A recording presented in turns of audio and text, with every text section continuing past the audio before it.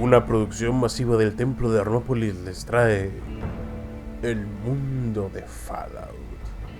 ¿O qué hubiera ocurrido si el mundo hubiera sido barrido por el fuego atómico? La guerra. La guerra no cambia nunca.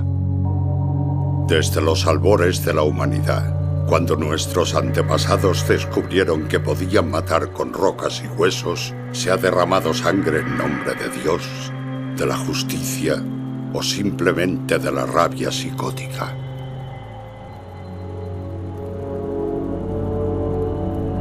En el año 2077, después de un milenio de conflictos armados, la naturaleza destructiva del hombre no dio más de sí. El mundo se precipitó hacia un abismo de fuego y radiación nuclear.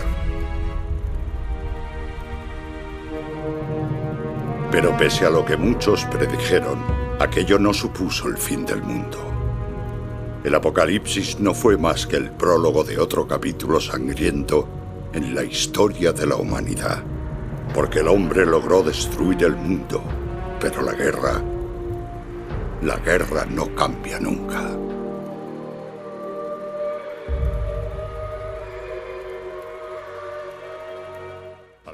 En esta presentación les traemos la Guerra de Alaska, también conocida como la Guerra Chino-Estadounidense o la Guerra del Fin del Mundo. Introducción. La presente es una reconstrucción de los hechos llevada a cabo por los escribas del Templo de Arnópolis, el Dr. Mobius y la inteligencia artificial Tlaloc, tratando de crear no solamente una reconstrucción plausible y coherente de los acontecimientos que ocurrieron entre los años 2066 al 2077 en el universo crónico de Fallout, sino también una investigación a los posibles eventos particulares, equipo, pensamiento militar, planes estratégicos y metodologías para enfrentar a la larga contienda que sostuvieron Estados Unidos de América y la República Popular de China por los últimos pozos petroleros del mundo. Sobre el título, hemos usado 3 con los siguientes móviles: el geográfico, que corresponde a Guerra de Alaska, el político, que corresponde a Guerra Chino-Estadounidense, y el dramático, que es la Guerra del Fin del Mundo, por lo que puede que difieran ligeramente con nuestras fuentes.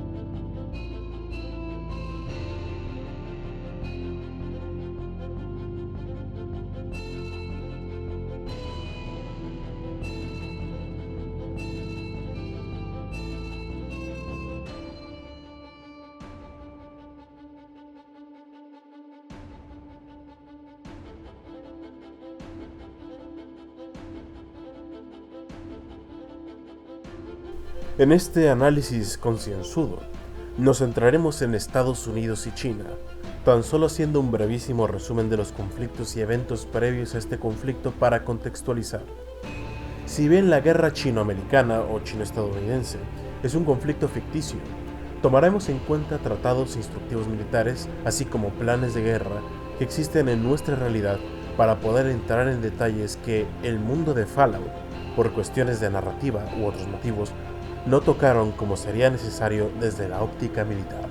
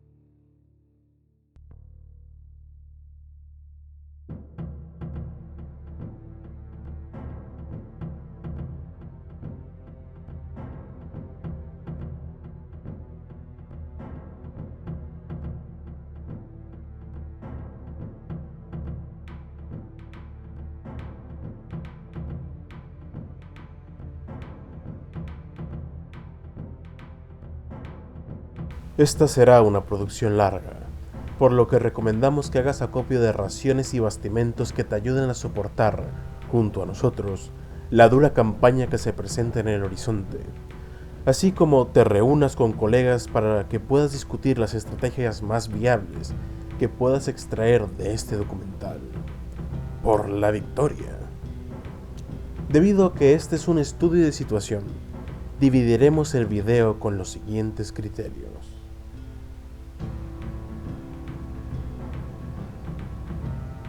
Consideraciones de narrativa y libertades creativas que tomaremos. El mundo de Fallout es un lugar en verdad fascinante que explora las posibilidades de un mundo conocido arrasado e irradiado por completo debido a una guerra termonuclear. Sin embargo, es por esa misma temática que solo se conocen datos muy ambiguos y generales sobre los acontecimientos que se desarrollaron a lo largo de la guerra que ocurrió por poco más de 10 años entre dos superpotencias de la talla de Estados Unidos y China. Debido a esto, tanto personas que conocen el trasfondo de Fallout como aquellas que no están integradas en este, por este motivo, tienen un punto de partida bastante similar, ya que en la mayoría de los casos no tienen ese conocimiento de fuente. Así que no haremos ningún resumen del trasfondo de este mundo a lo largo de este video fuera de las menciones necesarias antes de que cayesen las bombas, y nos centraremos exclusivamente en la guerra propiamente dicha. Ahora, para desarrollar una guerra de este calibre con, literalmente, menos de 2 cuartillas, debemos tomarnos amplias libertades creativas que, si bien no entrarán en conflicto con el trasfondo del mundo de Fallout después del holocausto nuclear, nos ayudarán a estudiar desde una óptica más amplia esta guerra. También contamos con la ayuda del sistema operativo Tlaloc, quien ha regido el centro de México desde la caída de las bombas, y posee vastas bóvedas repletas de datos que nos ayudarán en esta reconstrucción. También hemos de agradecer a nuestros escribas, quienes han excavado en las ruinas de este antiguo mundo para traernos información más detallada de las armas y condiciones de vida de aquellos que lucharon por ambas partes involucradas. Como resultado de estas expediciones, algunas armas y equipos, así como vehículos, recibirán nombres genéricos o plausibles para darles la propiedad que se merecen. Fuentes dentro del mundo de Fallout. Para elaborar este estudio, hemos tenido en cuenta, al menos en principio, todo material de la saga de Fallout, pero al momento de terminar la criba, hemos considerado materiales como más importantes los que se mostrarán en la pantalla, que son la Biblia de Fallout, Operación Anchorage, el DLC para Fallout 3, así como adicionalmente emplearemos datos de otros materiales de la propiedad intelectual, siendo estos el rifle de francotirador de la campaña del Gobi y el Museo de la Libertad, entre otros, para entrar en detalles sobre ciertas campañas que pudieran ocurrir con mayor plausibilidad. Adicionalmente, queremos mencionar honoríficamente a la Nucapedia y el Refugio, wikis dedicadas al mundo de Fallout que fueron de vital importancia al momento de recopilar datos técnicos y específicos para este video.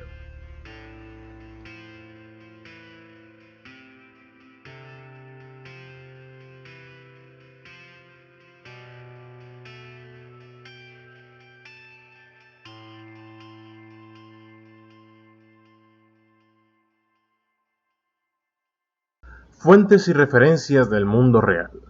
Para poder hablar con propiedad de un tema tan complejo como es el de una guerra entre potencias atómicas, tuvimos que reunir una buena bibliografía técnica, ya que existen datos de interés que deben ser consultados en estas. En este video nos estaremos remitiendo los siguientes textos como fuentes de confianza que posiblemente aparezcan en pantalla. American Doctrine Premier 1-01 del Departamento del Ejército de Estados Unidos. Evolución de la doctrina táctica del Ejército de los Estados Unidos por Robert Doughty. Manual del Ejército Popular de Liberación por la Agencia de Inteligencia y Defensa de los Estados Unidos.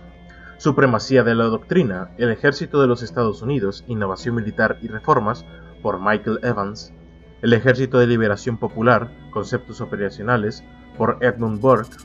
Trayectoria de misiles balísticos intercontinentales y sus implicaciones para los vecinos de las superpotencias, por Alejandro Nadal Egea. Cascos y armaduras corporales en la guerra moderna, por Bashworth Dean. Arte de la guerra, por Sun Tzu.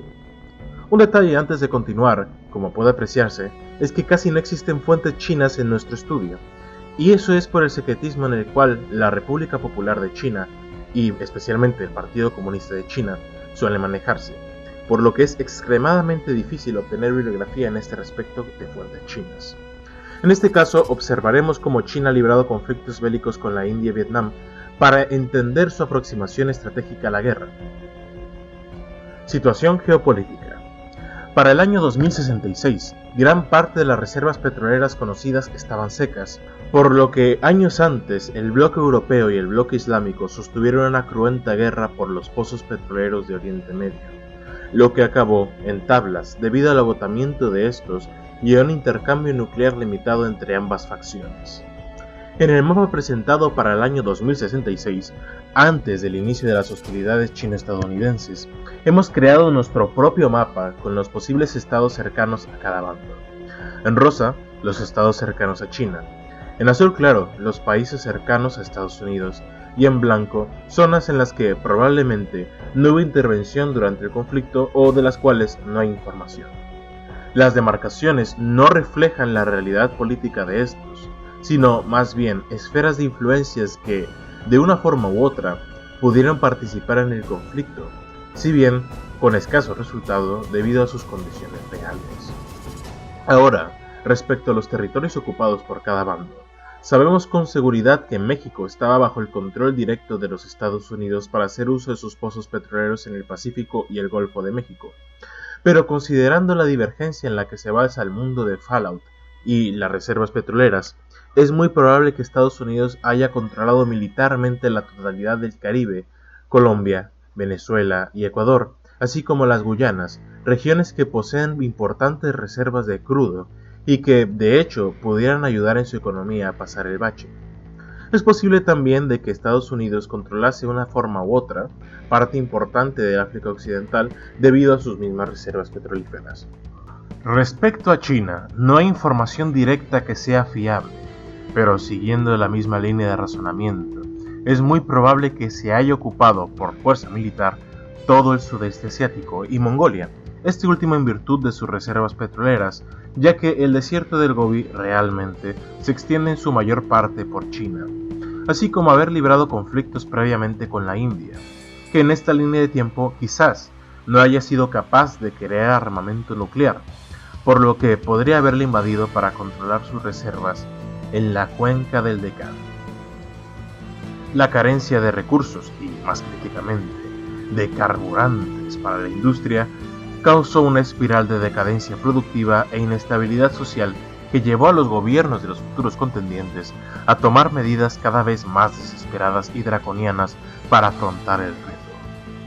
La emergencia de la nueva plaga, una serie de malas cosechas por los factores antes establecidos, y las fallas constantes de las cadenas de suministro civil solo exacerbaron esta situación, obligando a los gobiernos a buscar salidas a corto y medio plazo para estos problemas, como fueran la anexión de México por parte de Estados Unidos o el recrudecimiento de la retórica anticapitalista en China. Estas condiciones llevaron al fracaso de las negociaciones comerciales entre China y Estados Unidos por la compra de petróleo. Es importante destacar este dato, ya que significaría que China, en esta realidad, no ejerció una influencia tan extensa como lo hiciera en nuestra realidad, por lo que los últimos pozos petroleros serían los que estaban en posesión de los Estados Unidos, incluyendo los de Latinoamérica y potencialmente África.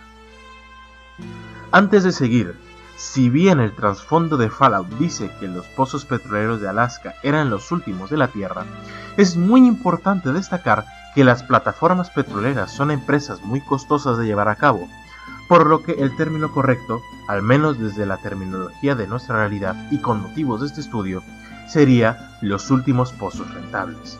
Así que se intuye que Estados Unidos desarrollaría pozos petroleros secretos en Canadá, el Golfo de México y el Caribe, regiones ricas en yacimientos petroleros, mientras proseguía el desarrollo de las células de microfusión y baterías de fusión. Este estado de ebullición conduciría a la invasión de Alaska con el objetivo político, militar y económico de controlar los yacimientos de crudo de la región para mantener a flote a China. Sistema operativo Tlaloc al habla. Disparidad tecnológica. Antes de empezar a hablar en propiedad del tema, debemos poner en realce la disparidad tecnológica, tanto civil como militar, entre Estados Unidos y China.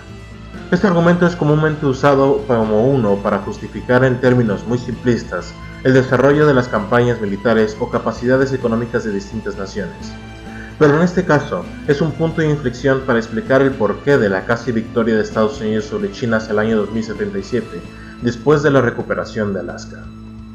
La dependencia de los combustibles fósiles en nuestro mundo es un tema de preocupación debido al daño medioambiental que supone por el ser humano, así como su cualidad finita, por lo que significaría que, una vez agotados, nadie viviría para ver cómo son repuestos.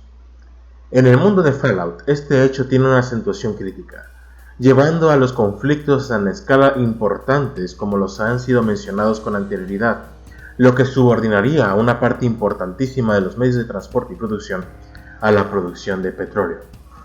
Los avances en materia de energía atómica en Estados Unidos durante la década del 2050 puso al país en la vanguardia definitiva y en una posición que, si bien desesperada, le permitía un amplio margen de maniobra dentro de su situación.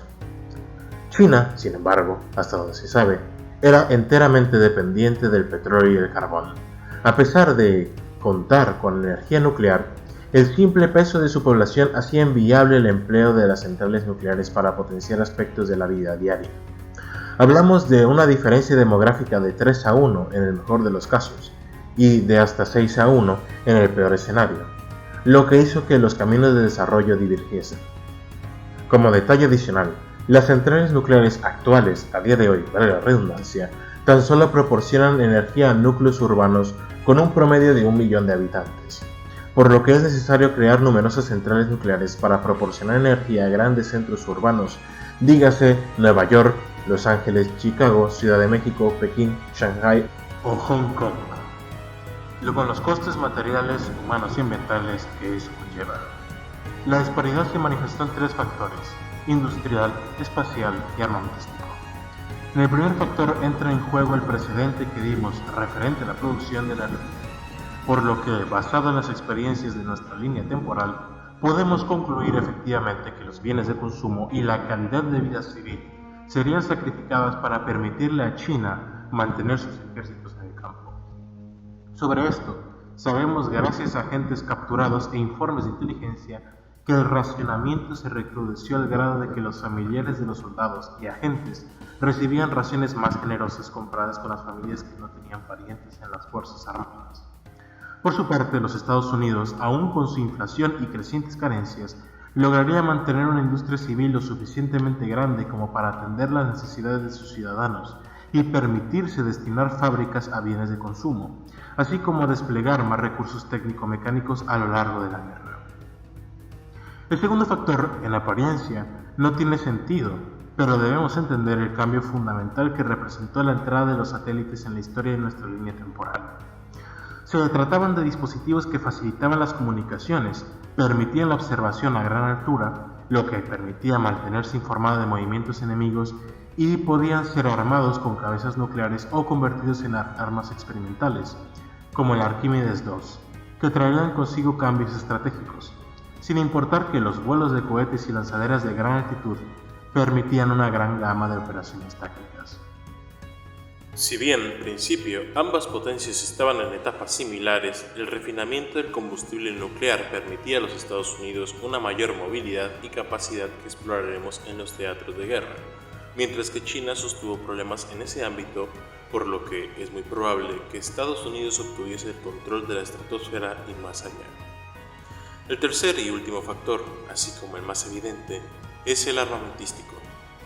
En este tema entraremos a detalle cuando llegue su momento, pero basta resumirlo con que China entró con armamento del siglo XX ligeramente modernizado, con la marcada salvedad de los trajes y tecnologías de subterfugio, como se verá en su equipo, mientras Estados Unidos logró desarrollar armamento de la era espacial, como servoarmaduras, aviones y vehículos blindados alimentados por energía atómica, así como armas de energía que vieron amplio combate en todos los frentes.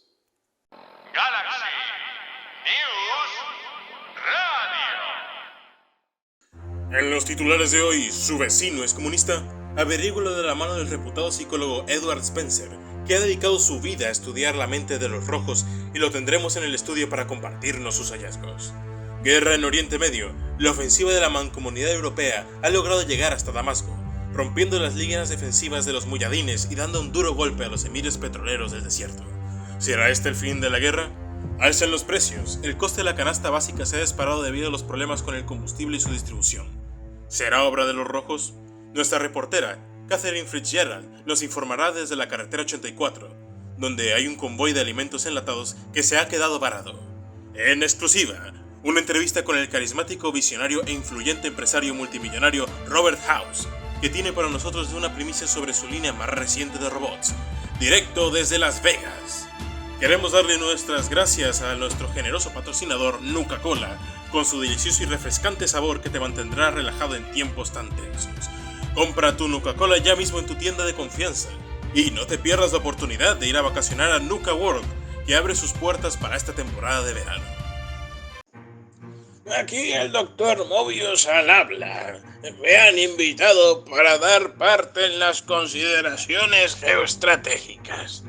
Así que antes de pasar al tema de las Fuerzas Armadas relativas a cada contendiente, tenemos que entrar en detalles sobre las consideraciones de la geografía y estrategia en el conflicto. Así que también para eso tenemos que traer a la mesa terminología militar, ya que va a ser útil para desarrollar el estudio. ¿De verdad tengo que hablar así todo el vídeo? Esto no me lo han pagado. Bueno, volviendo al tema. Primero debemos hablar de los 3 tipos de guerra que veremos en el conflicto. La guerra de maniobras, donde la gente va a todo trapo. Quiero decir, en la que los ejércitos tienen completa libertad de movimiento y como resultado, el mapa de campaña se cambia más o frecuente. Recuerdo mis tiempos cuando estuve ayudando a cierta peña de la que no puedo hablar en la batalla de Francia y el frente oriental de la Segunda Guerra Mundial.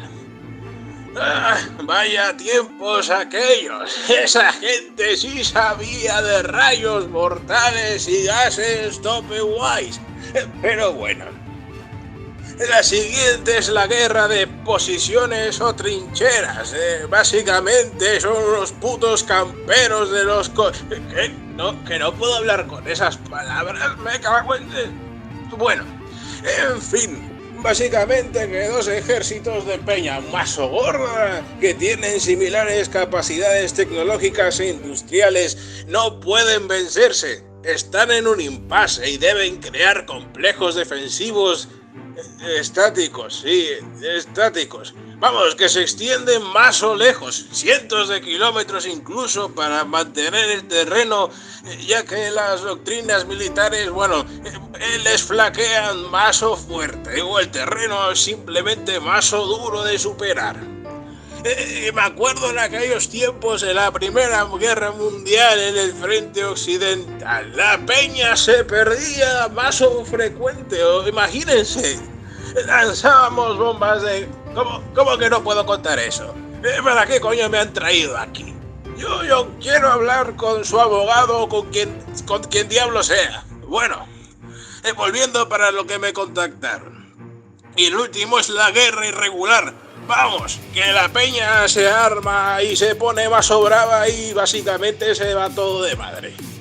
Aquí incluimos guerrillas, terrorismo, contraterrorismo, terrorismo de Estado, pleito de operaciones que por lo general están encubiertas, vamos, que son como los políticos.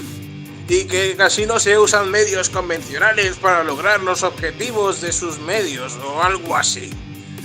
Podemos citar ejemplos de la guerra contra el narcotráfico.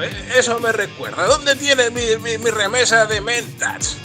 Ahora mismo me apetece un mentat, que me han puesto la cabeza mala, ¿Cómo que no me van a dar mentats? Bueno, al menos dame un poco de Psycho, desgraciado. ¿Qué? ¿De Psycho no?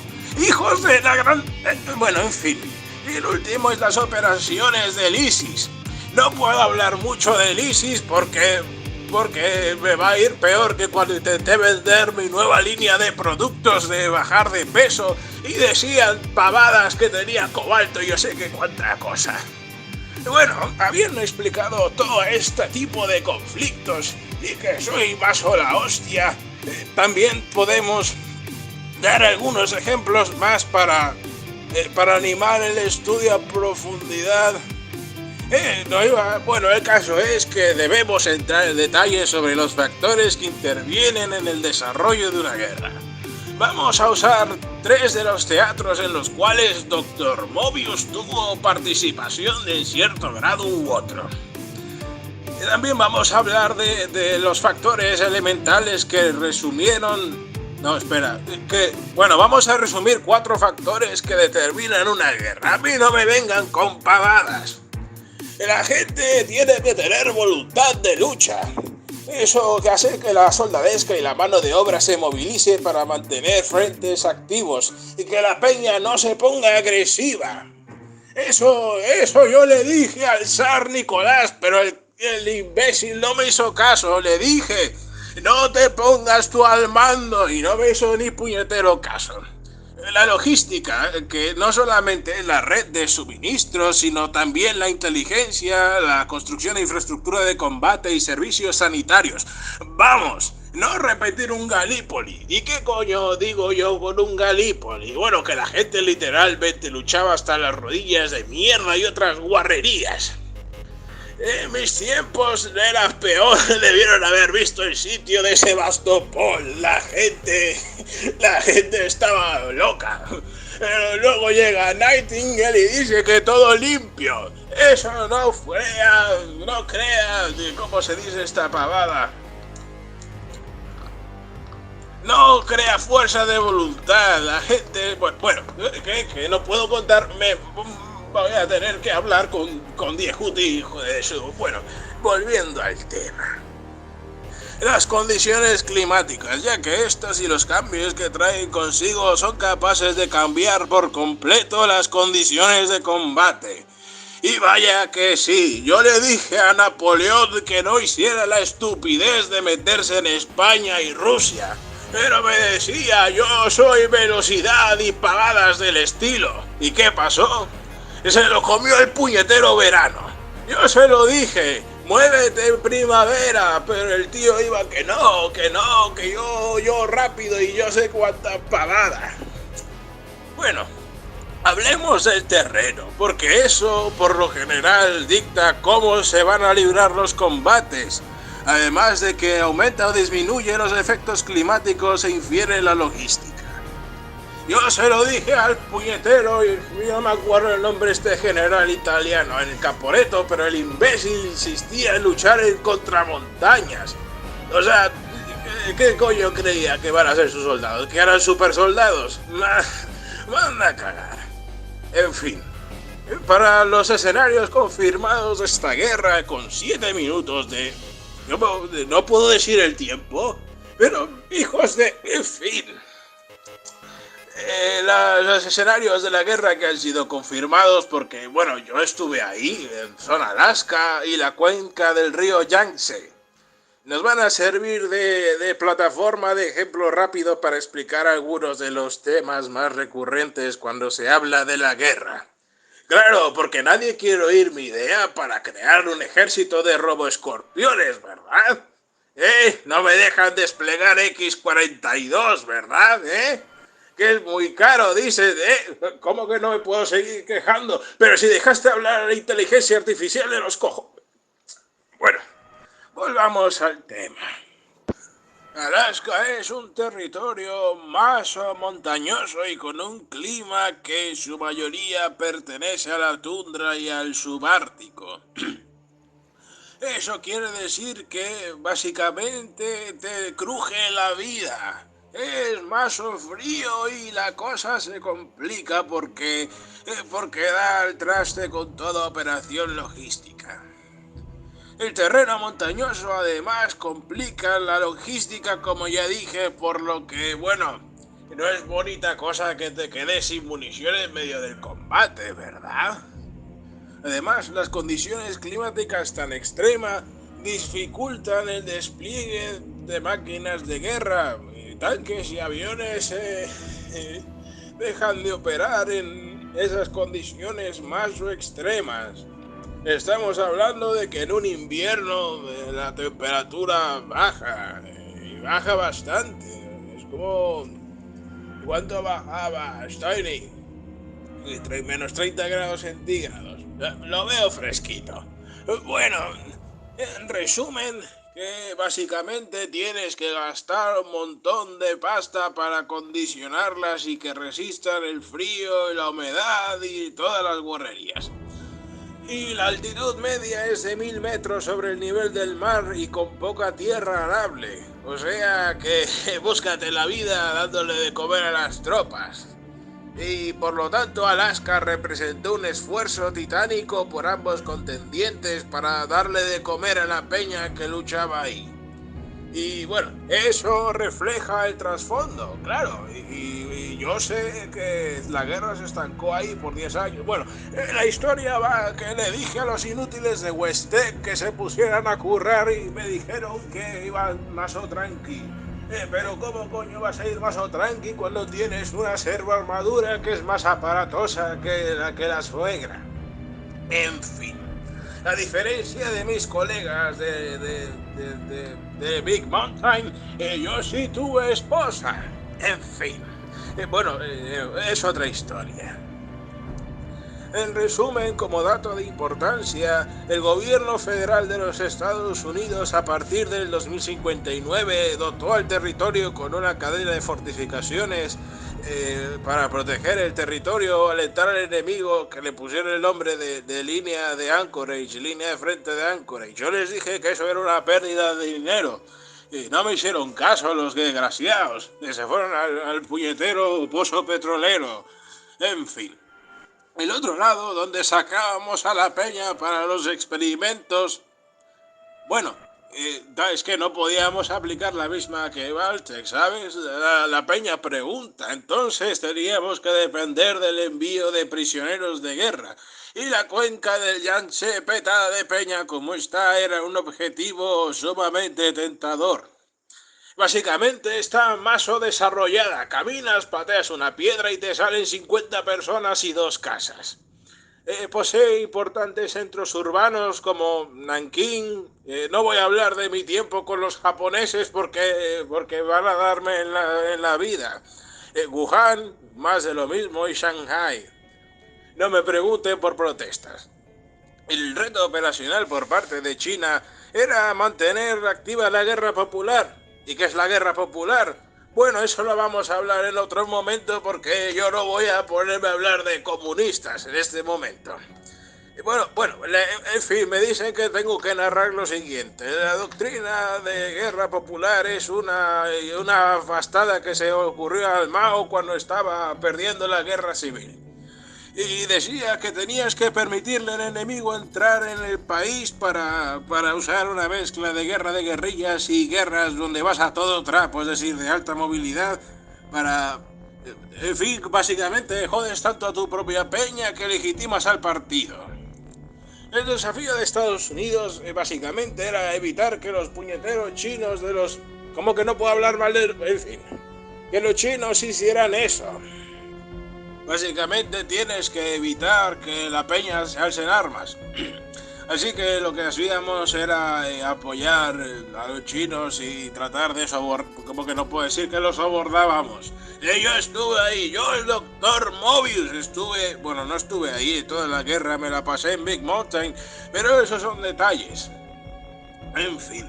Básicamente la idea era ganarse a la peña o someterlos para crear líneas de suministro y controlar los recursos de China para usarlos en su contra. Otra consideración que tenemos que tener en cuenta es el dominio del cielo y el mar. Según los datos a los cuales accedí, que también la inteligencia artificial del demonio y los escribas del templo sabían, o que conocen, no sé, es que Estados Unidos tuvo el control hegemónico. Claro, reflejado en el uso constante de los chinos usando tecnologías de camperos de... ¿Cómo que no puedo decir? En fin. Vamos, que los chinos le daban mucho al subterfugio, a la intriga, al ocultamiento y pavadas, porque eran una panda de inútiles. Y lo mismo que en el mar, pero en el mar, bueno, tiene submarinos, aviones, cañoneras y esa mierda se pone muy complicada. Y finalmente, hay que hablar de una pavada que escucho bastante. La gente se pone a hablar cualquier estupidez sobre es que puede movilizar a mucha peña y el ruido que escucharon fue... Yo sabía que no tenía que dejar sueltos a los duolingos. Bueno, normalmente una nación emplea entre el 0,2 y el 0,8% de su población total para miembros de Fuerzas Armadas. Eso significa todo, soldados, ingenieros, mantenimiento, logística. Básicamente el porcentaje sube o baja dependiendo del grado de militarización social. En una guerra abierta, el país puede movilizar como extremo hasta el 10% de su población en fuerzas armadas. Y si vienen con el ejemplo de que no, es que la Unión Soviética perdió el 20% de sus jóvenes. Eso es, jóvenes, no su población global. Porque el segmento de la población tienes que tener en cuenta que no vas a mandar a niños a morir, ¿verdad? Bueno, yo no voy a decir nada más porque el puñetero Hussein mandaba niños a limpiar minas. Pero bueno, yo soy más de emplear a los chavales en equipos de ametralladoras y morteros. Pero cada tirano con sus mañas, ¿verdad? Bueno. Y básicamente el resto de la población participa del esfuerzo de guerra en industrias, tareas de retaguardia y todo eso. Y la última consideración es la distancia. ¿Te imaginas recorrerte todo el puñetero océano Pacífico? Bueno, aquí ocurrió. Básicamente tienes que cruzar cientos de miles de kilómetros porque el agua es lo que es. Con un mundo de accidentes geográficos. Vamos, la peña se vuelve loca. Las islas también, que en su momento, contexto y lugar tienen una importancia estratégica fundamental. Vamos, Guam, por ejemplo, y Wake normalmente no valen para una mierda, pero cuando hay guerra se vuelven en activos e inactivos. Bueno, que valen mucho. Básicamente, Estados Unidos en la Segunda Guerra Mundial lo vio. Y es muy probable que Estados Unidos mantuviese una gran parte de las islas que controla en nuestra línea temporal y el comando de los ejércitos de Japón, Surcorea y Taiwán. Aunque básicamente China, bueno, habrán operado de otra forma, yo qué sé. Yo estaba en Big Mountain. A mí no me miren, hijos de fruta. Si bien, en principio, ambas potencias estaban en etapas similares, el refinamiento del combustible nuclear permitía a los Estados Unidos una mayor movilidad y capacidad que exploraremos en los teatros de guerra, mientras que China sostuvo problemas en ese ámbito, por lo que es muy probable que Estados Unidos obtuviese el control de la estratosfera y más allá. El tercer y último factor, así como el más evidente, es el armamentístico. En este tema entraremos a detalle cuando llegue su momento. Pero basta resumirlo con que China entró con armamento del siglo XX ligeramente modernizado, con la marcada salvedad de los trajes y tecnologías de subterfugio, como se verá en su equipo, mientras Estados Unidos logró desarrollar armamento del aire espacial, como servoarmaduras, aviones y vehículos blindados alimentados por energía atómica, así como armas de energía que vieron amplio combate en todos los frentes. Fuerzas Armadas estimadas de los Estados Unidos de América. Para ponernos en contexto, usaremos las cifras ofrecidas por el Departamento de Guerra de los Estados Unidos hacia el año 2021 en su portal público con respecto al total de fuerzas movilizadas y, posteriormente, haremos una proyección basada en las condiciones de la línea de tiempo de Fallout, estimado con el cual trabajaremos a lo largo de esta investigación. El ejército de los Estados Unidos de América declaró tener un total de 1.458.000 472 miembros totales en su ejército, considerando dentro de estos soldados, personal de apoyo y personal civil. La Armada de los Estados Unidos de América, por su parte, declaró tener un total de 480 barcos en servicio, de los cuales 290 están listos para acción inmediata, así como tener en sus filas a 629.064 hombres, con más de 2.623 aeronaves. Finalmente, pero no por ello menos importante, la Fuerza Aérea de los Estados Unidos de América declaró tener un total de 5.217 naves y 406 misiles balísticos intercontinentales, con un personal de 661.000 miembros, con 7 miembros adicionales para el manejo de estos. En su arsenal atómico cuenta con alrededor de 3.650 cabezas nucleares listas para ser lanzadas.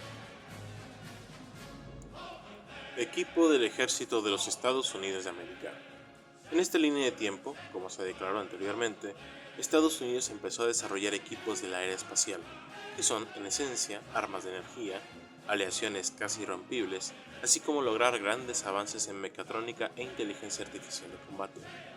En este apartado no tocaremos a los robots del ejército porque se desconoce si tuvieron un rol en combate activo, aunque está asegurado que los empleaban ampliamente como centinelas y guardias. Para el equipo de infantería de los ejércitos de los Estados Unidos contaban con las siguientes armas.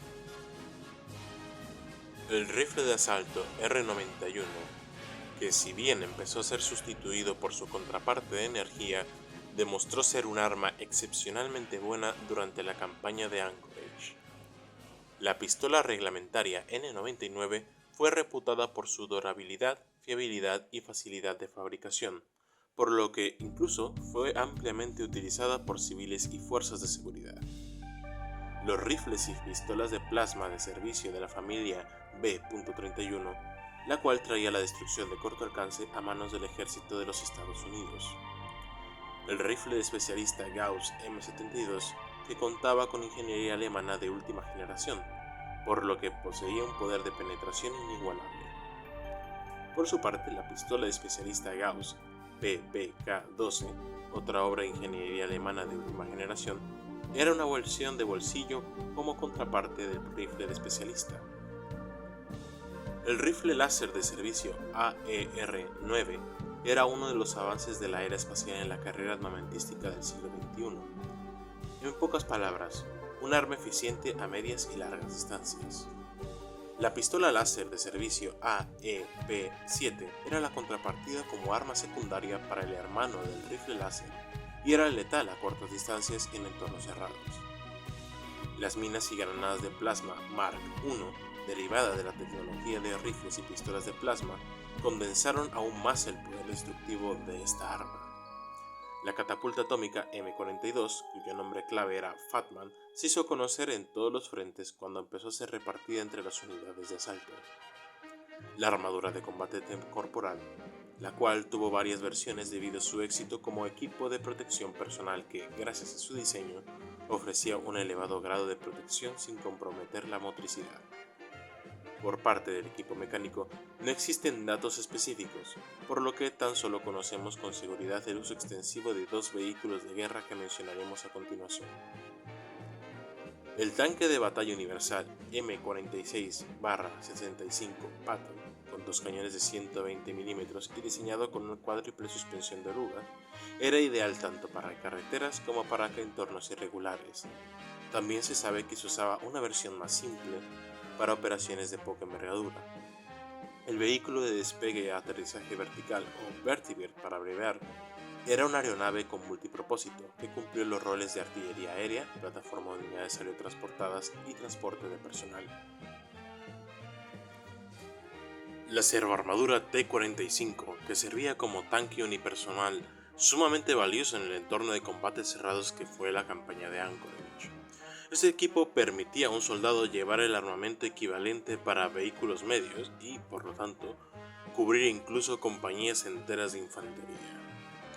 La siguiente versión, la servoarmadura T-51, fue la evolución de la anterior, llevando el mismo concepto al siguiente nivel, ya que era mucho más maniobrable y poseía mejores defensas ante las diferentes armas empleadas por el enemigo, además de ser mucho más duradera y contar con sistemas mucho más sofisticados y efectivos, por lo cual se convirtió rápidamente en el modelo ganador. Finalmente, una versión que se lanzó posteriormente fue la servoarmadura T-60, una evolución de la T-45 y que se convirtió en un compromiso de la fuerza bruta y sofisticación, siendo empleada mayormente en el frente doméstico de la costa este, así como para asegurar puntos estratégicos a lo largo del país y la ocupación de Canadá. Equipo del Ejército de Liberación Popular de China. En esta línea de tiempo, China mantuvo un marcado retraso técnico, por lo que gran parte del equipo del Ejército de Liberación Popular era poco más que actualizaciones o adaptaciones mínimas de armas soviéticas, por lo que su equipo es comparativamente más escaso que el estadounidense en esta línea temporal. Para la infantería, el Ejército de Liberación Popular contaba con las siguientes armas. El rifle reglamentario de asalto tipo 93 fue un derivado del imperecedero AK-47. Se trataba entonces de una arma fiable, y especialmente fácil de producir en material. La pistola reglamentaria Shanxi fue un derivado pobre de las pistolas Beretta, que, sin embargo, gracias a su bajo costo de producción, eran ideales como armas secundarias para las numerosas tropas chinas. El uniforme reglamentario, con diversas adaptaciones para cada entorno que recibían los soldados chinos, fue uno de los mayores usos de la guerra en cuanto a equipo de protección. No se sabe, por el contrario, si estos usaron a gran escala armaduras corporales como las de Estados Unidos en el campo de batalla, aunque se sabe que algunos soldados de choque empleaban chalecos especiales. El traje de sigilo, AV, que se traduce como armadura de sigilo de forma era el equipo personal más avanzado para maniobras de infiltración, que permitía al usuario mimetizarse con el control e ignorar el número de físicos de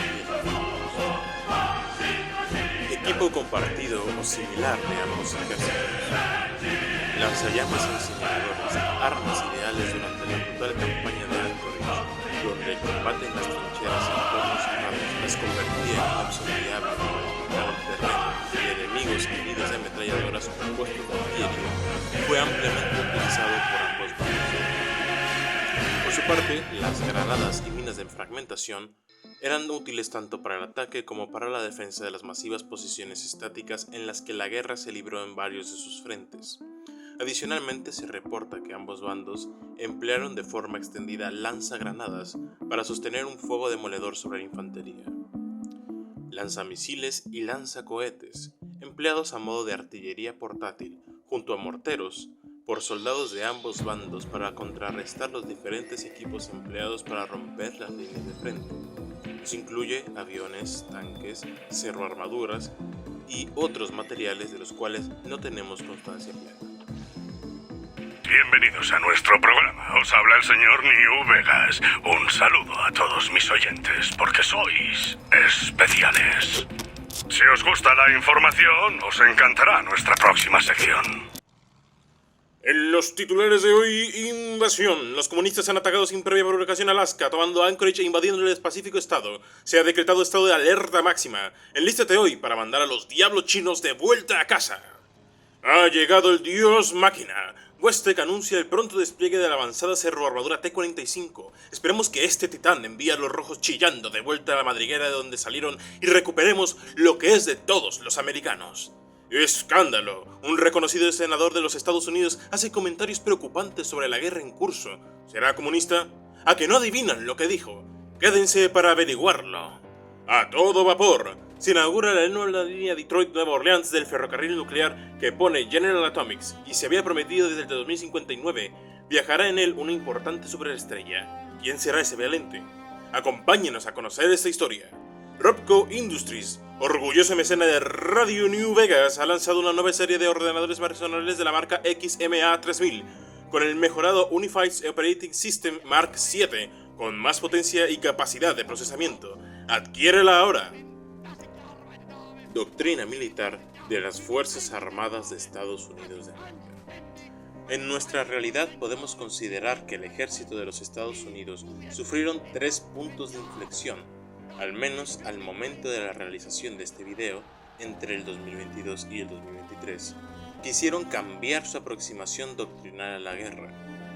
El final de la Segunda Guerra Mundial y el inicio de la era atómica, de 1945 a 1961, la Guerra de Vietnam, de 1961 a 1973, y el enfoque de la OTAN, de 1974 hasta la actualidad.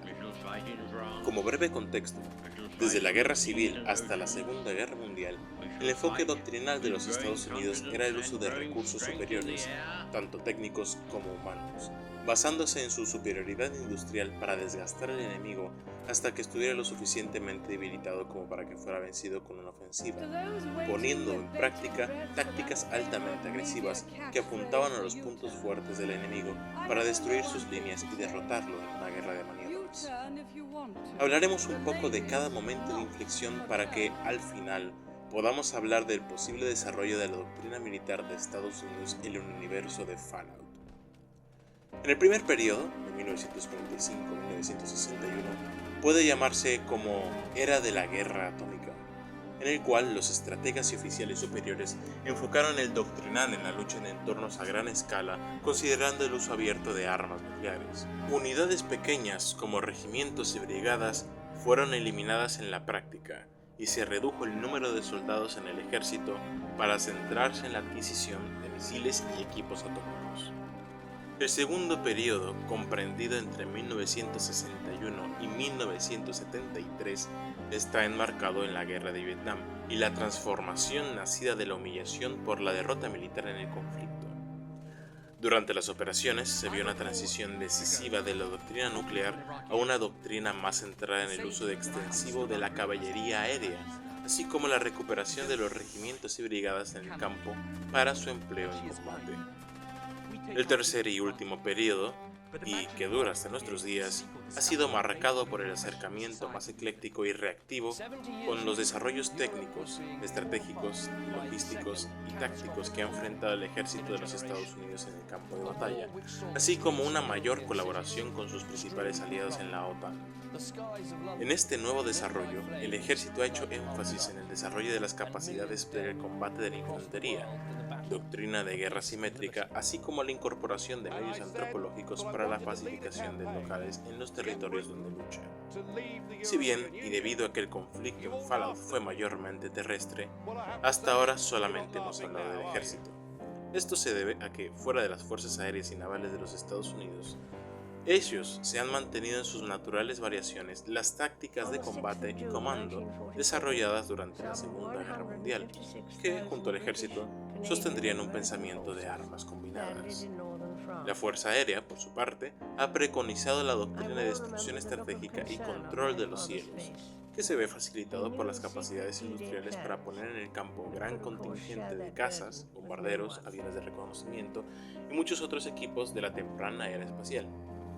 Por su parte, la Armada mantuvo una firme doctrina de influencia global en base a sus portaaviones para proyectar influencia, en conjunto con una fuerza de submarinos y cruceros capaces de realizar operaciones autónomas a gran distancia de las bases domésticas de los Estados Unidos, motivo por el cual la flota estadounidense está pensada para guerra de larga distancia y duración. Como detalle de interés y que nos ayudará en la elaboración de una teoría para este video, debemos tener en cuenta que los sistemas antimisiles de Estados Unidos son, en el mejor de los casos, mediocres, lo que desde el principio ha causado histeria y temor de la incapacidad práctica de este país para defender su espacio aéreo contra cabezas tácticas y nucleares.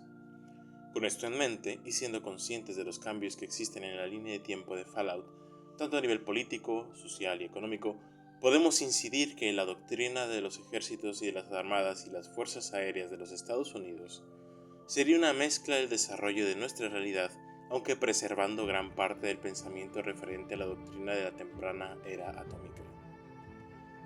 En ese caso, es muy posible que el ejército de Estados Unidos de Fallout, considerando también la tendencia política al autoritarismo y al jingoísmo, hiciese énfasis en una doctrina de fuego superior, con el uso extenso de aviación, máquinas de guerra y equipo avanzado para someter a sus enemigos. Esto se puede ver, parcialmente, en el evento de la anexión de Canadá, donde se empleó ampliamente la armadura T-45 para sofocar los núcleos de resistencia, y la invasión de China como distracción del teatro de Alaska con las armaduras T-51. Este tipo de doctrina militar es muy compatible con el pensamiento defensivo, ya que implica luchar en un territorio alejado del centro nacional para agotar al enemigo en una costosa guerra que la tecnificación del país podría soportar durante un largo periodo de tiempo antes de lanzar una serie de contraofensivas decisivas al estilo de la Segunda Guerra Mundial. Doctrina militar de la República Popular de China para sus Fuerzas Armadas.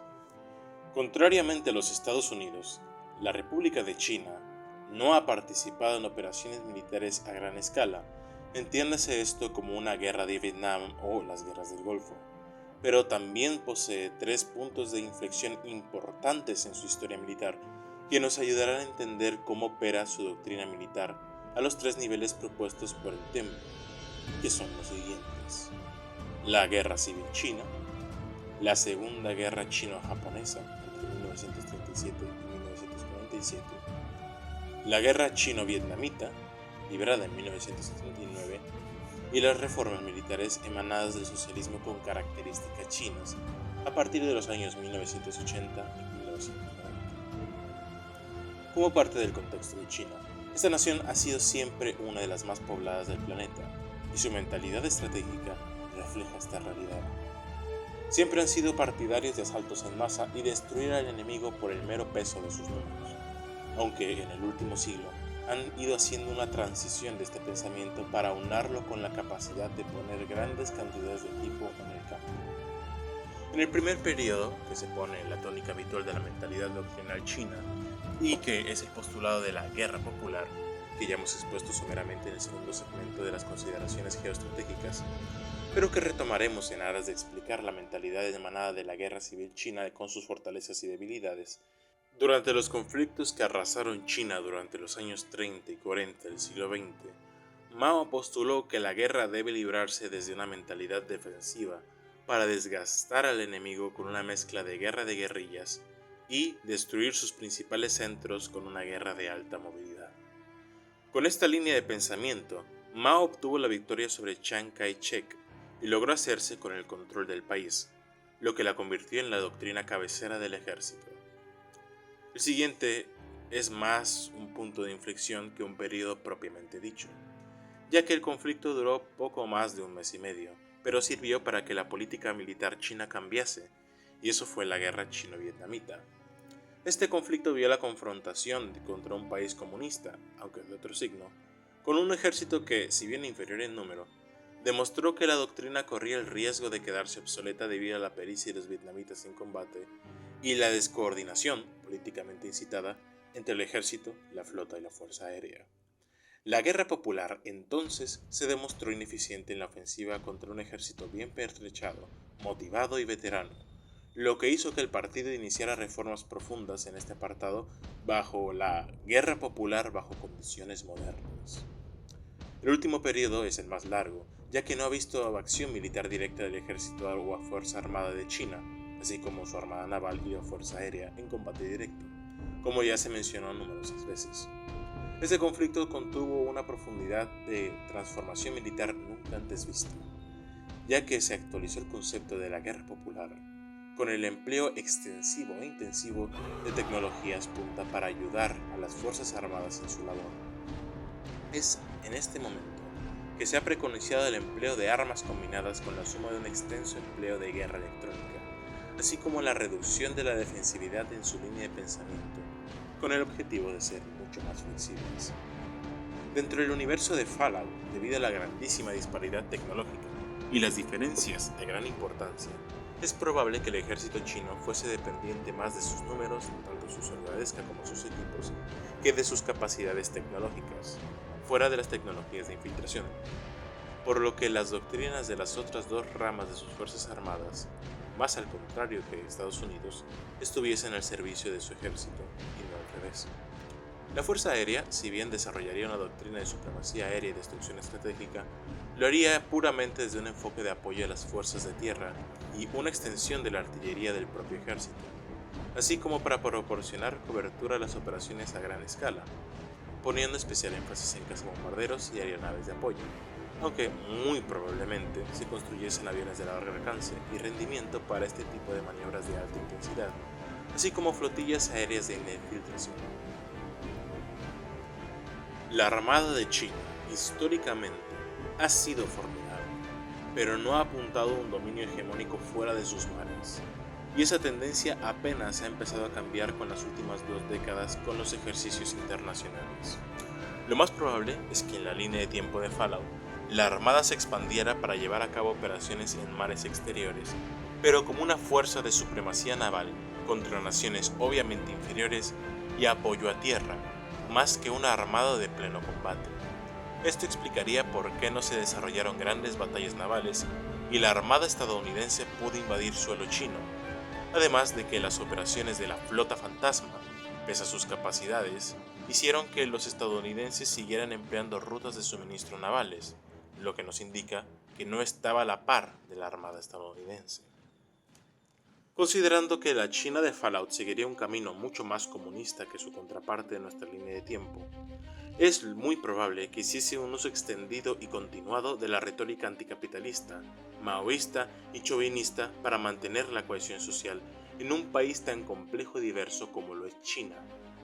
Esto incidiría en una, aún mayor en nuestra realidad, militarización absoluta del país como forma de ejercer y proyectar su poder, así como para mantener su aparato industrial operativo y a la gente empleada. Preparaciones y planes estratégicos de los Estados Unidos de América. Tenemos constancia de que Estados Unidos construyó un masivo complejo defensivo conocido como la Línea de Anchorage, que se trataba de un gigantesco complejo de fortalezas, fortines, trincheras y demás obras con carácter defensivo al estilo de la Línea Maginot, cuyo objetivo era defender los preciosos yacimientos petroleros y activos estadounidenses en Alaska de posibles invasiones por su parte de China. Adicionalmente a eso se sabe que Estados Unidos se expandió a México para asegurar sus reservas petroleras y llevó a cabo una campaña de influencia en Canadá. Esto con objetivos geoestratégicos para la defensa de Estados Unidos continentales, entiéndase esto como los estados continuados, por lo que es probable que se llevasen a cabo operaciones de este estilo en el resto del continente americano, además de proyectar fuerza apoyando a los enemigos de los aliados de China en el extranjero. Se dieron luz verde a iniciativas como el proyecto Safe House, que daría lugar a los refugios atómicos, a una asignación mayor de recursos para el desarrollo de robots con los que agilizar la producción industrial y crear guarniciones autónomas. Para finalizar, se sabe que Estados Unidos, en las décadas previas a la guerra, había invertido gigantescas sumas de recursos y dinero en proyectos de energía de fusión, servoarmaduras y demás equipos que permitieran al país ser, al menos en su núcleo, autosustentable en cuestiones energéticas. Además se sabe que con la investigación de la nueva plaga, se iniciaron los proyectos con el virus de evolución forzada y otras armas bioquímicas y biológicas. Preparaciones y planes estratégicos de la República Popular de China.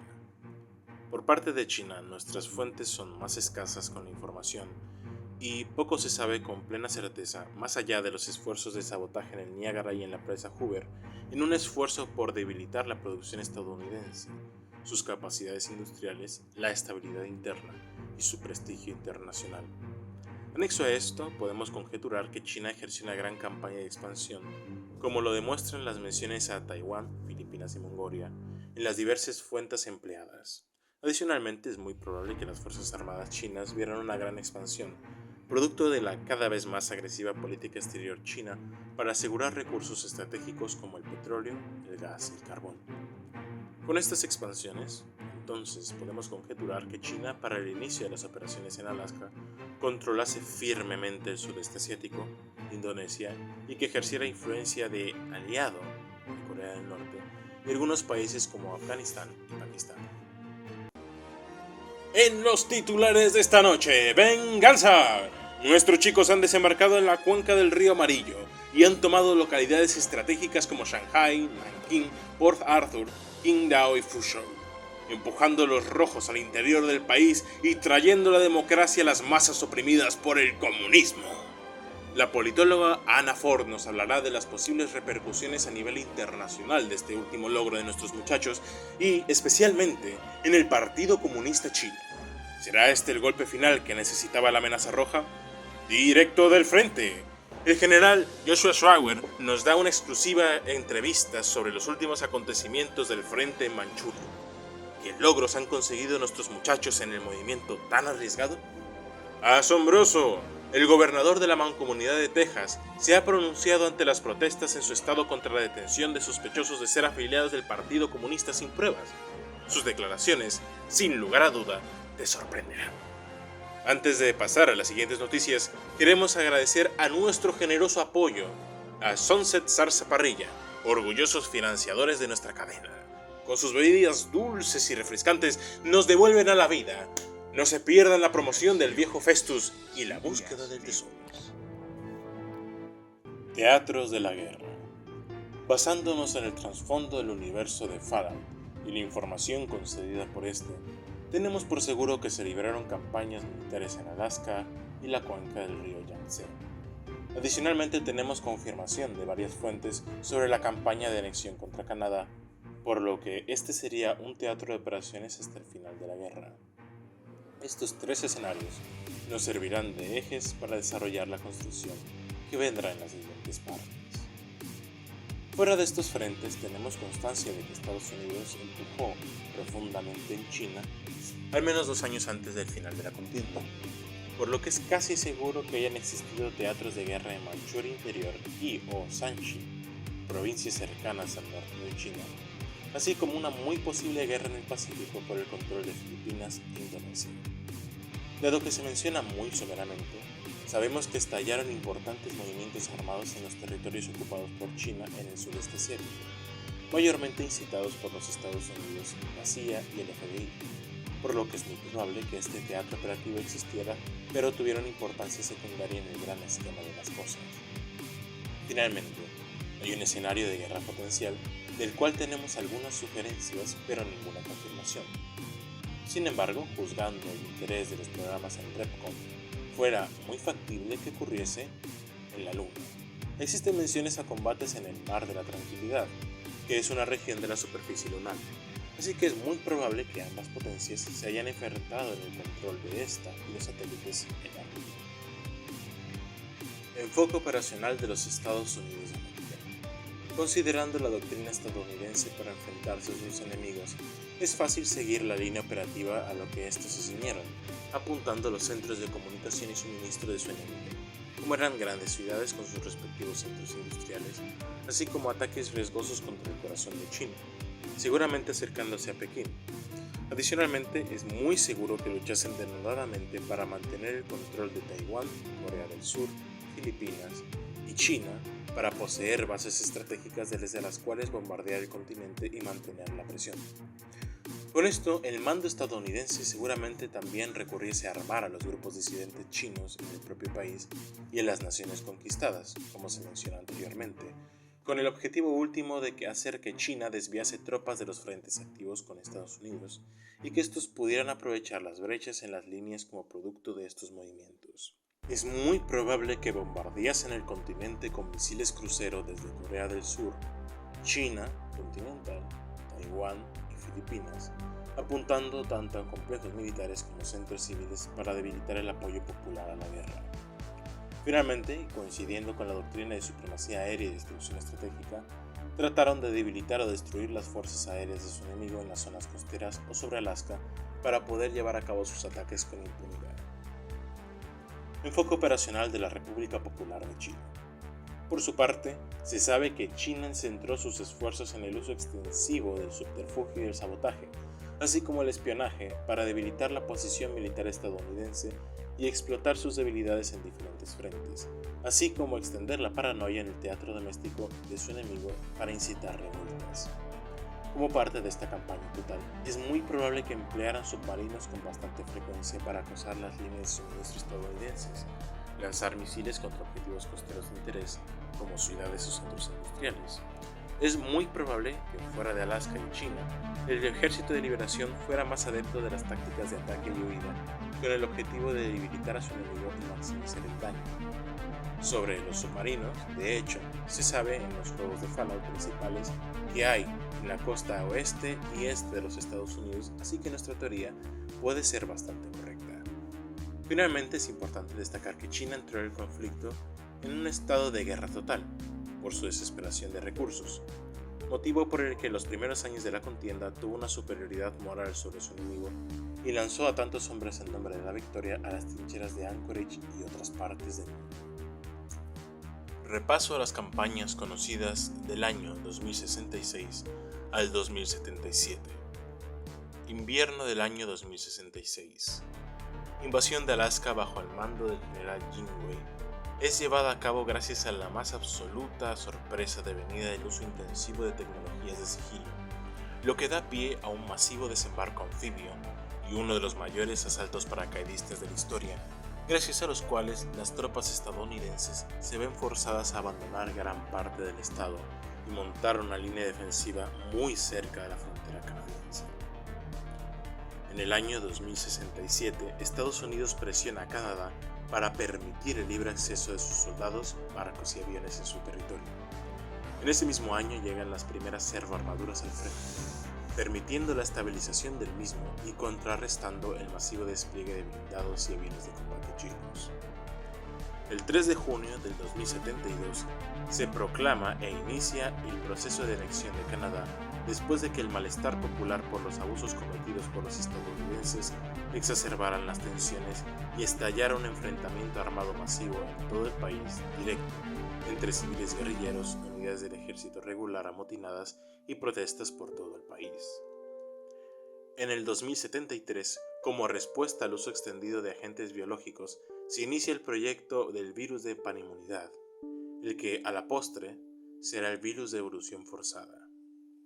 En algún momento del año 2074, Estados Unidos invade exitosamente China, tomando la población de Shantou e iniciando operaciones militares de alta intensidad, con el objetivo de crear una ventana de oportunidad en Alaska para expulsar al invasor. Presuntamente en 2075, las campañas militares estadounidenses han alcanzado ciudades importantes como Nanjing y regiones tan remotas como el desierto del Gobi.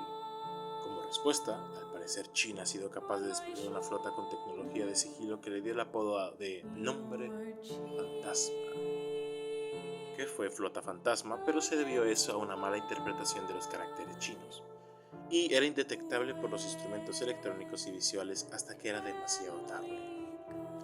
En el año 2076, la guerra ha llevado a ambos contendientes al límite de sus capacidades por el malestar popular y manifestaciones públicas por ambos bandos. Estados Unidos despliega las T-51B, que muestran ser un factor decisivo para romper el estancamiento de la frente de líneas de Anchorage en Alaska y ahondar la línea de frentes en China, así como la introducción de las T-60, mejora del modelo T-45, para control civil. Se registran alzamientos a gran escala en los territorios ocupados por China, lo que facilita el empuje estadounidense en el interior del país. Entre el año pasado y el 2077, a pesar de tener la victoria en la mano, las manifestaciones populares obligan a la introducción de la ley marcial por todo Estados Unidos y la autorización para emplear fuerza letal en la disolución de estas. En China, las espectaculares victorias dieron paso a un nuevo estancamiento, que condujo, finalmente, a la resolución atómica. Presuntamente, fue por parte de China para ponerle fin a la guerra. Reconstrucción de la guerra del año 2066 al 2077 fuera de Alaska. Otra de las particularidades de esta guerra es que, si bien su motivación principal fueron los recursos, se trató también de una contienda marcadamente ideológica entre el comunismo y el capitalismo, entre la potencia occidental y la oriental, entre lo nuevo y lo viejo. Por lo tanto, desde los datos que hemos recopilado, fue una guerra de marcados contrastes. Habiendo expresado esto, empecemos.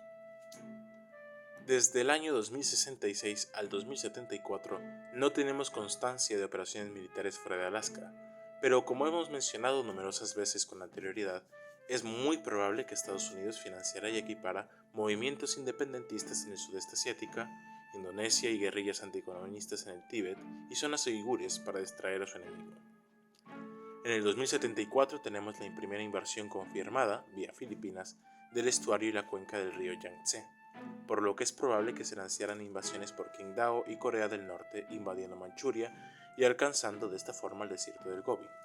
Entonces, en China continental, podemos tener dos grandes frentes. de Nankín a Wuhan, probablemente, y de Port Arthur en China Dailan, al interior de Mongolia, llegando incluso a Ulaanbaatar, capital de esta. El objetivo estratégico entonces sería aislar Pekín del resto del país y capturar las centrales nucleares así como los hilos de misiles. Durante el 2076 se tiene constancia del lanzamiento de los países sometidos por China, entonces en grandes rebeliones, e importantes operaciones en el mar de Mindanao, en Filipinas, lo que nos hace pensar que Estados Unidos apoyaría dichos movimientos con operaciones anfibias calificadas como libertadoras. Así que es posible que desde Birmania hasta Vietnam y desde Tailandia hasta Indonesia se llevaran a cabo estas operaciones, mientras las flotas chinas tratarían desesperadamente de impedirlo, dando lugar a combates navales esporádicos. Sin embargo, el empuje se vería detenido en la China continental por la testaruda resistencia por parte de los defensores, volviendo a un estancamiento. En esa hora de desesperación, con una capital virtualmente rodeada, un ejército destruido en Alaska y la pérdida de efecto de dominio de las posesiones asiáticas exteriores, fue que se inició el bombardeo termonuclear que acabó con la civilización de la línea de tiempo de Fallout. Esta noche, la guerra se acerca a su fin. Las tropas del general Constantine Chase han reclamado Anchorage y derrotado las fuerzas chinas dirigidas por el general Jingwei, quien murió en acción.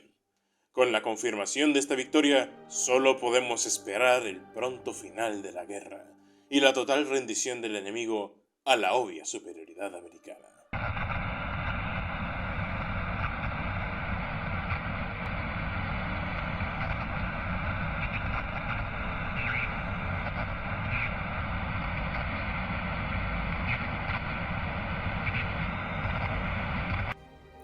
Cierre. A lo largo de este video hemos visto el apasionante conflicto que guió al final de la civilización humana como la conocemos en la línea de tiempo de Fallout.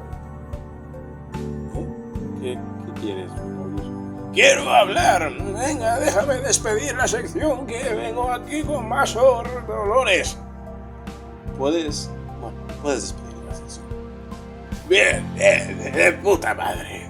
Es probable que hayamos omitido accidentalmente detalles o añadido análisis que se salen un poco del punto central de la obra. ¿Os apetece un mental? Porque a mí sí, y eso hace que no me olvide de las cosas. Pero bueno, eso se debe a que el tema es más o complejo y la verdad es que se perdió mucha información y había más imbécil en esos días cuando querían sacar el carnet de conducir. Así que, para evitar problemas más o chungos, les hemos dado lo que hemos podido con el objetivo de ayudarlos a entender el escenario sin que esta cosa se convirtiera en un circo del demonio. Así que, lo que dice el guión dice... ¿Les gustaría que el templo siguiera con el mundo de Fallout? Bueno, yo soy el Dr. Mobius, yo diría que sí. Y de ser así, ¿cuál aspecto fascinante de esta línea de tiempo deberíamos tocar? ¿Deberíamos tocar el ascenso de la República de Nueva California y los paralelismos con la República Romana? Yo qué sé, a mí me gustaría hablar de algún imperio galáctico, ¿verdad? Me privan las fantasías y la ciencia ficción. Pero aquí me tienen bajo contrato otra vez. O quizás deberíamos hablar de otros lugares que no participaron directamente en la guerra. Déjenlo saber en los comentarios. Bueno, yo les voy a ser sincero. Cuando la guerra yo estaba encerrado en Big Mountain y no tenía ni pajolera idea de lo que ocurría afuera. Después tuve un problema con el... ¿cómo se llamaba esto? La cúpula que estaba más o follados de la cabeza. Peor que yo. Así que bueno, déjenos saber en los comentarios si quieren saber. Bueno, yo me voy, que ya me duele mucho la asiática. Bien, gracias, Dr. Mobius. Recuerda suscribirte si te gustaría ver más videos así. No olvides encender tu campana para recibir nuestros últimos contenidos, comparte con tus amigos y dale a me gusta, ya que eso, sinceramente, nos ayudaría mucho a seguir creciendo en esta sagrada misión. El templo de Hermópolis y yo, Diehut el escriba, así como el coro de escribas, te desean una feliz semana.